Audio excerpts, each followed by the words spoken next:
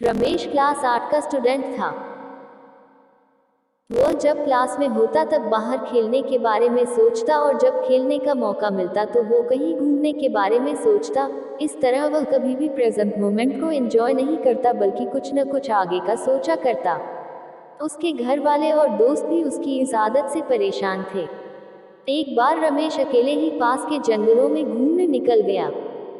थोड़ी देर चलने के बाद उसे थकान हो गई और वह वहीं नर्म घासों पर लेट गया। जल्द ही उसे नींद आ गई और वह सो गया। सोने की कुछ देर बाद एक आवाज आई, रमेश रमेश। रमेश ने आंखें खोली तो सफेद वस्त्रों में एक परी खड़ी थी। वह बहुत सुंदर थी और उसने अपने एक हाथ में जादुई छड़ी ले रखी थी और दूसरे हाथ में एक मैजिकल बॉल थी जिसमें से एक सुनहरा धागा लटक रहा था। रमेश परी को देखकर खुशी से झूम उठा और कुछ देर परी से बातें करने के बाद बोला, आपके हाथ में जो छड़ी है उसे तो मैं जानता हूँ, पर आपने जो ये बॉल ली हुई है उससे ये सुनहरा धागा कैसा लटक रहा है? परी मुस्कुराई, रमेश, यह कोई मामूली धागा नहीं, दरअसल यह तुम्हारे जीवन की डोर है। अगर तुम इसे हल्का सा खींचोगे तो तुम्हारे जीवन के कुछ घंटे कुछ सेकंड्स में बीत जाएंगे। यदि इसे थोड़ा तेजी से खींचोगे तो पूरा दिन कुछ मिनटों में बीत जाएगा और अगर तुम उसे पूरी ताकत से खींचोगे तो कई साल भी कुछ दिनों में बीत जाएंगे। तो क्या आप ये मुझे दे सकती हैं? रमेश ने उत्सुकता से पूछा। हाँ हाँ, क्यों नहीं, ये लो पकड़ो इसे, पर ध्यान रहे एक बार अगर समय में तुम आगे चले गए तो पीछे नहीं आ सकते। परी ने जीवन की डोर रमेश के हाथों में थमाते हुए कहा और फौरन अदृश्य हो गई। अगले दिन रमेश क्लास में बैठा खेलने के बारे में सोच रहा था, पर टीचर के रहते वो बाहर जाता भी तो कैसे। तभी उसे परी द्वारा दी गई सुनहरे धागों वाली बॉल का ख्याल आया। उसने धीरे से बॉल निकाली और डोर को जरा सा खींच दिया। कुछ ही सेकंड्स में वह मैदान में खेल रहा था। वाह, मजा आ गया, रमेश ने मन ही मन सोचा।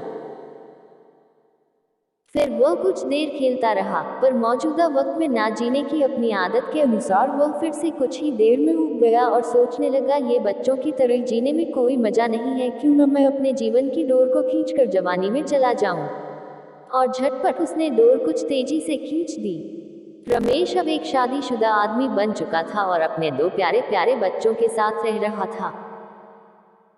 उसकी प्यारी माँ जो उसे जान से भी ज्यादा चाहती थी, अब बूढ़ी हो चुकी थी और पिता जो उसे अपने कंधों पर बैठाकर घूमा करते थे, वृद्ध और बीमार हो चले थे। इस परिवर्तन से रमेश अपने माता पिता के लिए थोड़ा दुखी जरूर था, पर अपना परिवार और बच्चे हो जाने के कारण उसे बहुत अच्छा महसूस हो रहा था। एक दो महीनों सब ठीक ठाक चला, पर रमेश ने कभी अपने वर्तमान को आनंद के साथ जीना सीखा ही नहीं था।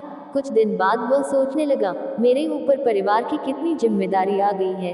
बच्चों को संभालना इतना आसान भी नहीं, ऊपर से ऑफिस की टेंशन अलग है। माता पिता का स्वास्थ्य भी ठीक नहीं रहता। इससे अच्छा तो मैं रिटायर हो जाता और आराम की जिंदगी जीता।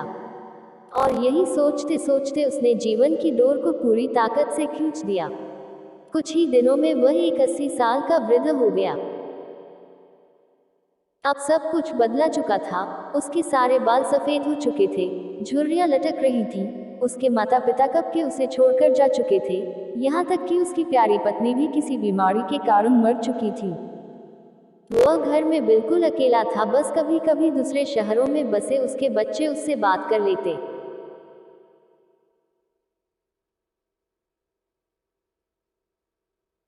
लाइफ में पहली बार रमेश को एहसास हो रहा था कि उसने कभी अपनी जिंदगी को एंजॉय नहीं किया। उसने न स्कूल डेज में मस्ती की, न कभी कॉलेज का मुंह देखा। वह न कभी अपनी पत्नी के साथ कहीं घूमने गया और न ही अपने माता पिता के साथ अच्छे पल बिताए। यहाँ तक कि वो अपने प्यारे बच्चों का बचपन भी ठीक से नहीं देख पाया। आज रमेश बेहद दुखी था। अपना बीता हुआ कल देखकर वह समझ पा रहा था कि अपनी बेचैनी और व्याकुलता में उसने जीवन की कितनी सारी छोटी छोटी खुशियां यूं ही गंवा दी। आज उसे वो दिन याद आ रहा था जब परी ने उसे वो मैजिकल बॉल दी थी। एक बार फिर वह उठा और उसी जंगल में जाने लगा और बचपन में वह जिस जगह परी से मिला था वहीं मायूस बैठ अपने आंसू बहाने लगा। तभी किसी की आवाज आई, रमेश रमेश। रमेश ने पलट कर देखा तो एक बार फिर वही परी उसके सामने खड़ी थी। परी ने पूछा, क्या तुमने मेरा स्पेशल गिफ्ट एंजॉय किया? पहले तो वो मुझे अच्छा लगा, पर अब मुझे उस गिफ्ट से नफरत है, रमेश क्रोध में बोला। मेरी आंखों के सामने मेरा पूरा जीवन बीत गया और मुझे इसका आनंद लेने का मौका तक नहीं मिला। हाँ, अगर मैं अपनी जिंदगी नॉर्मल तरीके से जीता तो उसमें सुख के साथ टैग भी होते, पर मैजिकल बॉल के कारण मैं उनमें से किसी का भी अनुभव नहीं कर पाया। मैं आज अंदर से बिल्कुल खाली महसूस कर रहा हूँ। मैंने ईश्वर का दिया ये अनमोल जीवन बर्बाद कर दिया, रमेश निराश होते हुए बोला। ओहो, तुम तो मेरे तोहफे के शुक्रगुजार होने की बजाय उसकी बुराई कर रहे हो। खैर, मैं तुम्हें एक और गिफ्ट दे सकती हूँ, बताओ क्या चाहिए तुम्हें? परी ने पूछा। रमेश को यकीन नहीं हुआ कि उसे एक और वरदान मिल सकता है। वह खुशी से भावुक होते हुए बोला, मम मैं फिर से वही पहले वाला स्कूल बॉय बनना चाहता हूँ। मैं समझ चुका हूँ कि जीवन का हर एक पल जीना चाहिए। जो अभी को कोसता है वो कभी खुश नहीं हो पाता, उसका जीवन खोखला रह जाता है। प्लीज प्लीज मुझे मेरे पुराने दिन लौटा दो, प्लीज प्लीज प्लीज ना।